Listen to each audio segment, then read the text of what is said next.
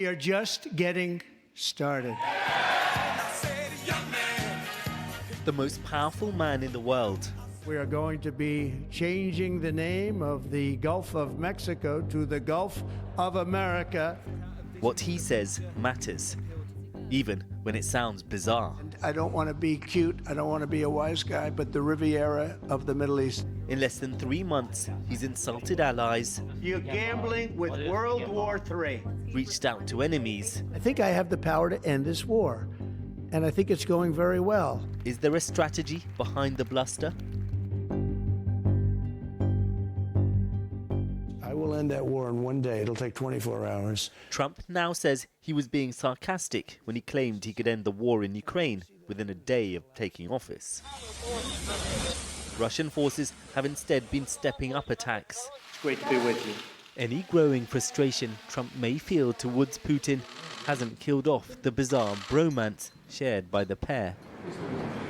Today, Trump's golfing buddy and special envoy Steve Witkoff was in Moscow meeting the Russian leader. He's all dressed up today. The reality TV-style bust-up between Trump and Zelensky left Western diplomats aghast. And what you're doing is very disrespectful to the country, this country. Talks over access to Ukraine's mineral reserves, underway today, have helped repair some of that damage. But when discussing peace, Trump's repeatedly echoed Russia's narrative on the war. At a meeting in Brussels of the Ukraine Defense Contact Group, established by Biden's administration, the new American Defense Secretary didn't think it worth attending in person. I don't think Trump understands what a friend is and what a partner is and what an ally is. He's just a transactional person. Everything is transactional. And some other leaders like that because it's easier to figure out. You don't need to cozy up, really. You just make sure that you have something that he wants and try to do a deal with him. But it's not, it's not American leadership that's underpinned by values, there's no ethical backbone to it. It's just about making money.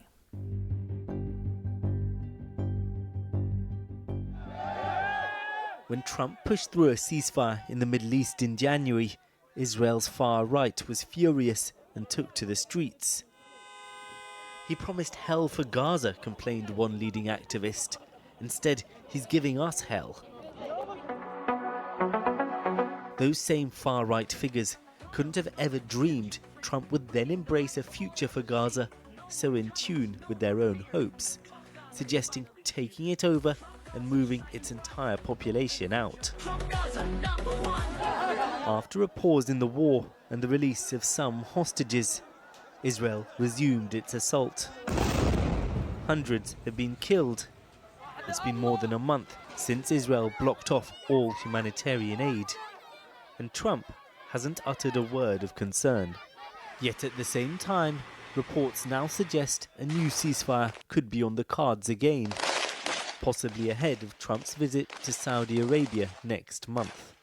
Unfortunately, he came out of the gate swinging, but he came out swinging in so many different areas, whether it's domestic immigration issues or tariffs or plastic straws or Panama or Greenland. He's all over the place. And so we don't really have any focus at all. And so it's easy for him, because he's all over the place, he can easily get distracted by any of these that he has decided are priorities.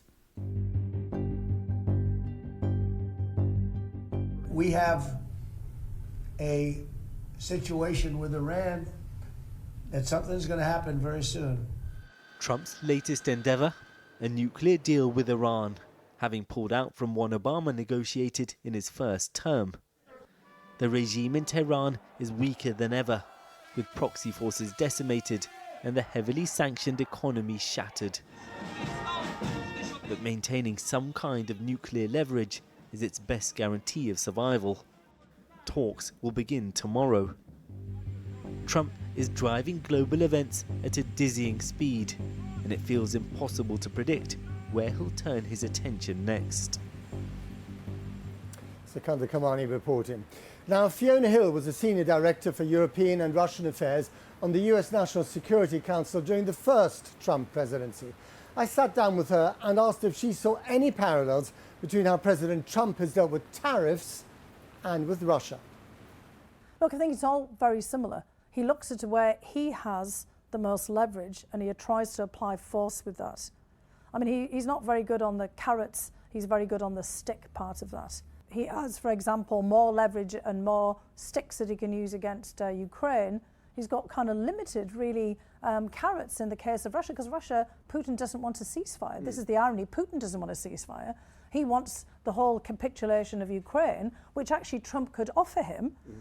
And could Trump live with that? Well, Trump could live with that, but nobody else could. And in terms of Russia, Ukraine, are we any closer to an actual ceasefire, or is it actually the opposite?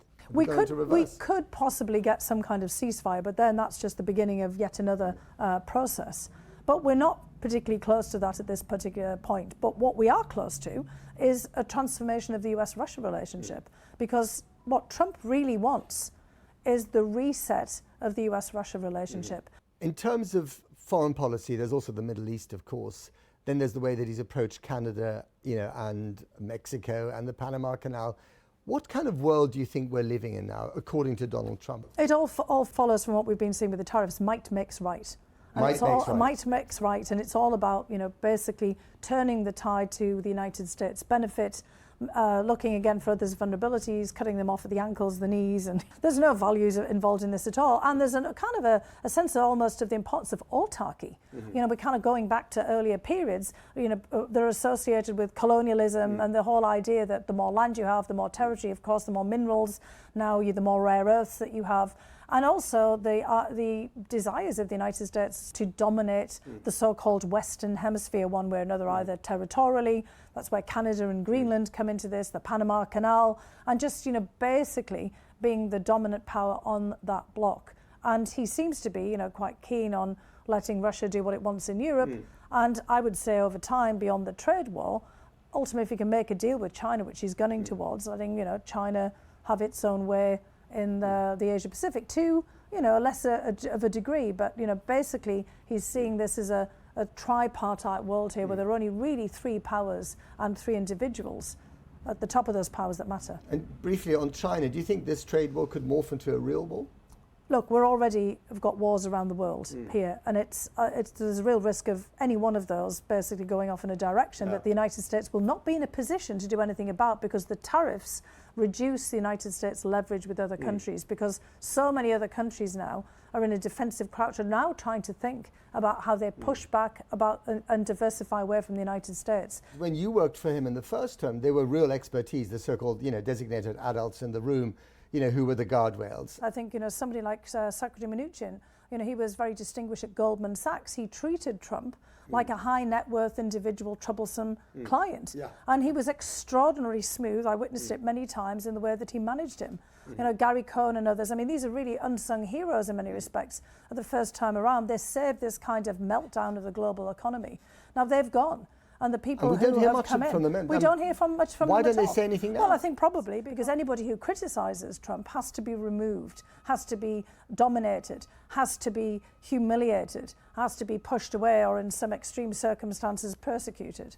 You know Russia really well. What you and your fellow members of the administration, first administration, are experiencing sounds a little bit like the kind of stuff that Putin's up to, without pushing people out of windows or making them fall into gaps on the tube. We are definitely on a path towards full-on state repression. There's no question about it. It's a revolution, it's a coup, you can call it what you want. It's pretty obvious that this is a hostile takeover using the electoral system. The whole idea of the United States on as a shining city on the hill, as a great beacon of democracy and freedom, after World War II, it has tended to get people thinking, well, that couldn't possibly happen here. Well, yes, it could, and it is happening here. And people have to recognise that. Fiona Hill, thanks very much. Thank you, thanks.